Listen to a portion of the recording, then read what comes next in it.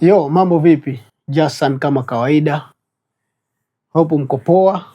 Mimi pia niko poa. Eh, kama kuna kitu ambacho watu wengi wamekuwa ama wako addicted ni simu.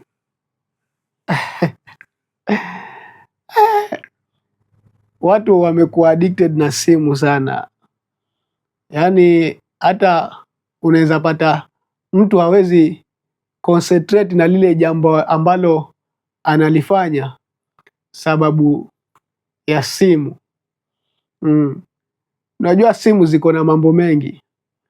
Simu hapo unapata kuko na Facebook, kuko na TikTok, kuko na X ambayo Twitter ambayo sasa inaitwa X, kuko na nini? Kuko na YouTube,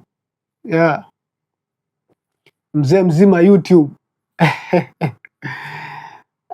Yaani simu imebeba vitu vingi sana, ambapo kitu ambayo inafanya watu wanakuwa addicted na simu ni social media. Hiyo ndio inafanya watu wanakuwa glued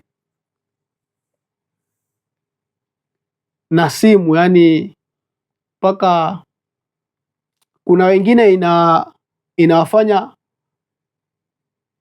wanakosea kufanya vitu fulani, ama vitu fulani wanavifanya kimakosa sababu ya kuconcentrate sana na simu.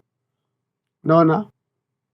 Kuna watu yani wako addicted na simu mpaka asipokuwa na simu yajisikia hayuko kamili yani. Sahii simu ni kama ofisi. Simu ni ofisi ya mtu ambayo pale ndo anaweza akakomunicate na watu. Pale ndo anaweza pata entertainment through social media. Naona?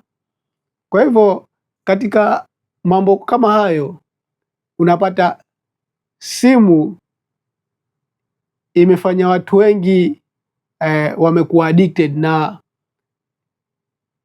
inakuwa changamoto kubwa kama kuna wakati atakuja ambiwa hebu hii simu usiitumie kwa wakati huu. Inakuwa changamoto kubwa sana. Mtu anaweza akawa kama mgonjwa sababu hana simu. Sana sana huku Gulf, yani nimepeleleza, nimeangalia kila mtu utakayemwona ni simu, yuko kwa simu, either ana communicate na watu wake, ama mtu yuko kwa social media anaangalia kama ni comedy, ama anaangalia kama ni siasa, vitu vingi. Na simu specifically hapa Gulf imeplay a big role. Yani simu imetupatia kampani nyingine kali sana. Mtu anaweza chukulia tu rahisi, lakini simu imeplay a big role kutu keep company, sababu mtu umekuja huku haujui mtu yoyote, hata wa marafiki utakuja wajulia huku, ama utakuja wapata huku. Labda umepata mtu yatoka tu Kenya vile, watoka Kenya, mkiwa tu mwaongea lugha moja tu tayari huyo mtu unamweka close. Watoka Kenya, watoka wapi? Kenya wapi? Natoka Nairobi. Unaona, huyo tayari unamchukulia kama huyo jamani wa karibu kabisa. Lakini siku ukijapata mtu yatoka Mombasa, yule na wewe watoka Mombasa, yule wa Nairobi sasa wamweka pending, sababu yule wa Mombasa sasa ni mtu ambaye wajuazi. Hata tuseme for example awe anaenda home kwa vacation, unaweza mtuma hata kama ni kitu akupelekee. Unaona?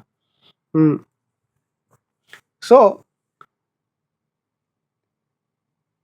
kando na kupata edha marafiki ambao unaweza kuwa unaongea nao, simu imefanya watu kuwa addicted nayo.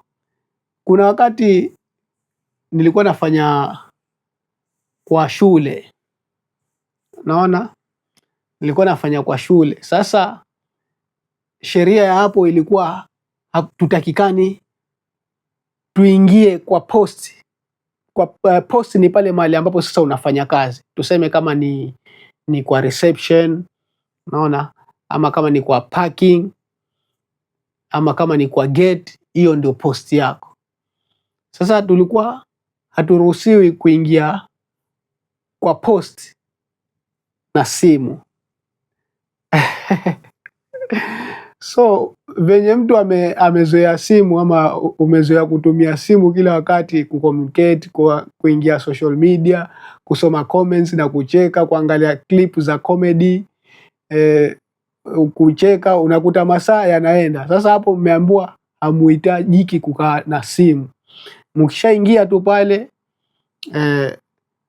kwa main gate, mnapeana simu zenu, mtakuja zichukua baada mmemaliza kazi. Kama ni mnaingia saa 8 mnatoka saa 4 usiku, tuseme ni 8 hours, ama mnaingia saa 12 asubuhi mnatoka saa 12 jioni, utakuja ichukua hiyo simu jioni. So you can imagine unakaa masaa 8 ama masaa 12 bila simu, na wewe umezoea kidogo kidogo ushaingia Facebook, kidogo kidogo uko TikTok, naona.